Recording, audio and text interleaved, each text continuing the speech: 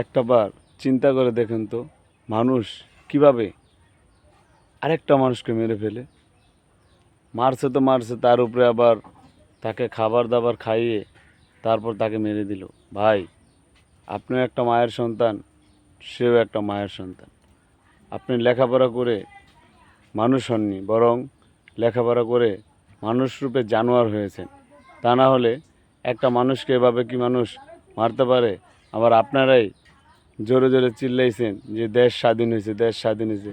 দেশ যদি স্বাধীনই হয়, তাহলে আপনারা তাকে কোন স্বাধীনতার ভিত্তিতে মেরে ফেললেন?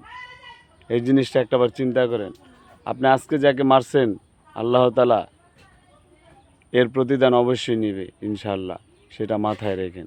আরেকটা জিনিস মনে রাখবেন, আপনি সুযোগ পেয়েই অন্য কাউকে বা যে কাউকে মেরে ফেললেন, এই জিনিসটা খুবই দুঃখজনক।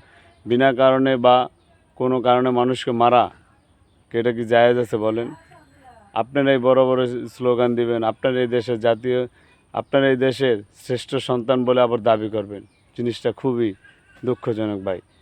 যেই ছেলেটা চলে গেল দুনিয়া থেকে, সেই ছেলেটা আর কখনো ফিরে আসবে না, কিন্তু আপনারা তাকে মেরে ফেললেন। এটা পুরো বিশ্ব দেখলো এটা পুরো বিশ্ব দেখলো যে বাংলাদেশিরা কতটা খারাপ, কতটা নির্মম, কতটা জ্ঞানহীন, কতটা পৈশাচিকের কারণে তারা মানুষকে এভাবে, একটা সাধারণ মানুষকে তারা মেরে ফেললো। জিনিসটা খুবই দুঃখজনক ভাই।